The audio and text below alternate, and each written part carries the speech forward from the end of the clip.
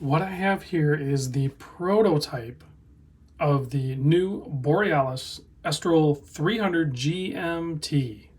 Yes, so the Borealis Estoril is probably one of my top models from the brand, as well as like the Sintra and the Adraga, which I know are all kind of homage style cases, but dang it, they just look so good. And then when the team over at Borealis add some flavor to it, like this one, this colorway here is a white dial, or a full lume dial rather, and is the colors of the Portugal flag. So you have the green with the red and then the white. So yes, it might look like a Christmas watch to us in the United States, but this is a Portugal watch, which is where the brand is. And a lot of the names, I think all of the names from the models, are sourced from different regions or towns within Portugal.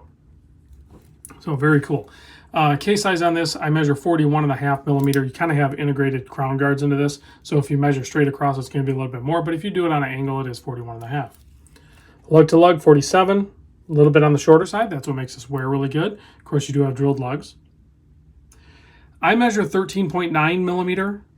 That does include this boxed and double dome sapphire crystal. On the website, it says like 12.9 or something like that, including the crystal. I tried to grab measurements everywhere. Nowhere can I find 12.5. So I'm not really sure where they grabbed that measurement from. But anyway, 20 millimeter lug width. Bracelet tapers down to 18. Nice matching of the bracelet.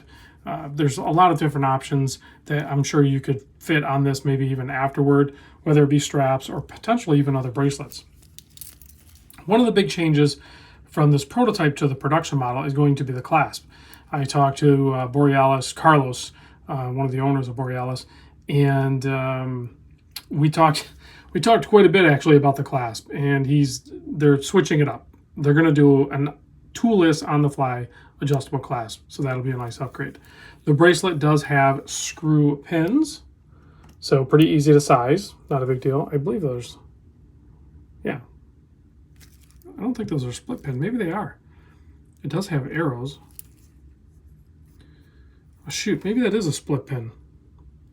It's so hard to tell. Sometimes the split in the pin looks like a screw head.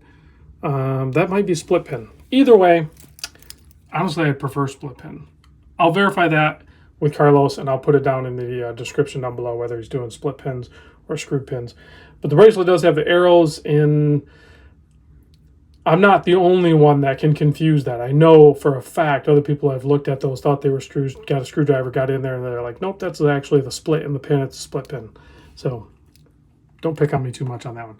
The crown signed with the Borealis B, 6.4 millimeter, screw down, obviously, keeping the 300 meter water resistance on this. The real trick on this one is obviously it's GMT. Besides the really cool colorways, this is not the only really cool colorway. He has quite a few other really cool colorways. I'll put a link in the description. Some of them are sold out. So this is on pre-order right now. The way the Borealis pre-order works is essentially you put 50% down. I think you can do the entire amount down, and it might give you a small discount. But if you do the half down, which is like $250, you pay the other $250 when the watch is done and ready to ship. But inside this is the Miyota 9075. So when you unscrew it, nice little pop, and of course you can wind the movement there. But then you come one, actually I'm going to back this minute hand up a little bit so we can see. So if you come one position out, this is how you can adjust on the fly as you travel, both forward and backward, the hour hand. So you don't upset the timekeeping of the watch, and you keep your local time with the GMT hand in red.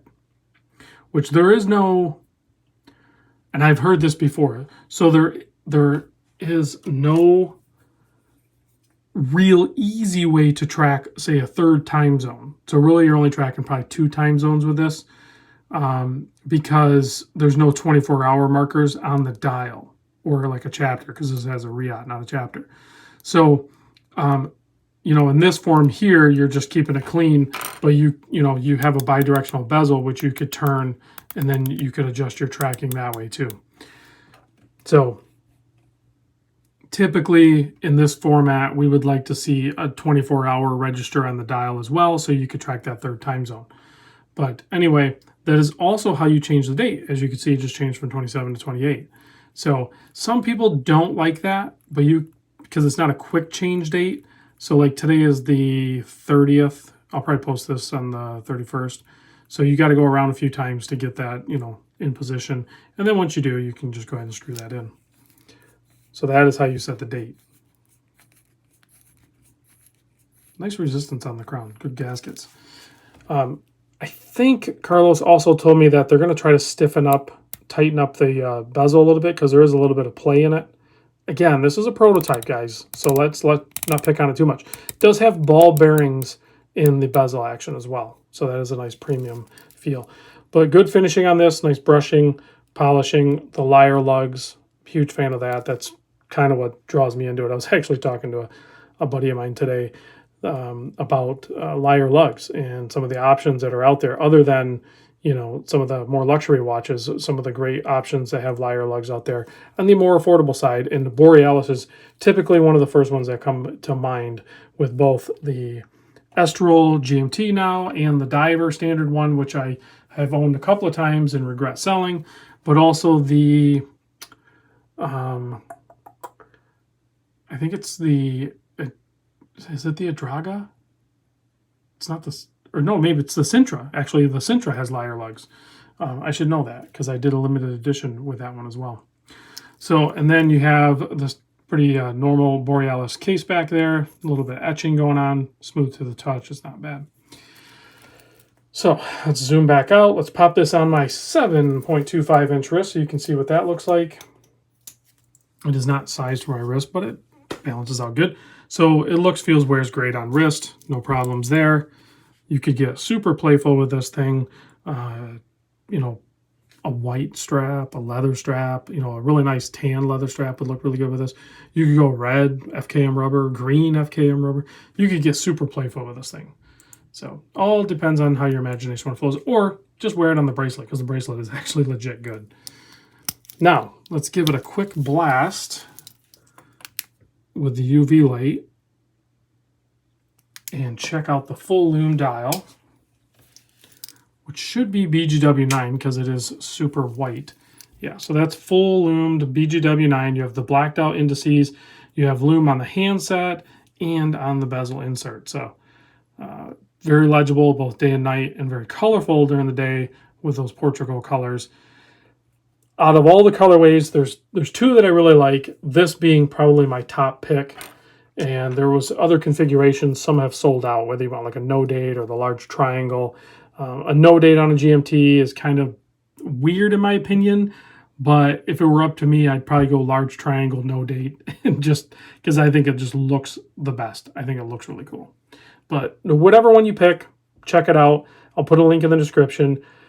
Take your time, sift through them, figure out which one you maybe want. And maybe a discount. The only reason I say take your time, and Carlos will probably hate me for saying this, but if you kind of linger on the site a little bit, discount codes will pop up. Sorry, Carlos, I had to tell him. These guys will figure that out anyway. So anyway, guys, good luck with your purchase. I'll see you on the next vid.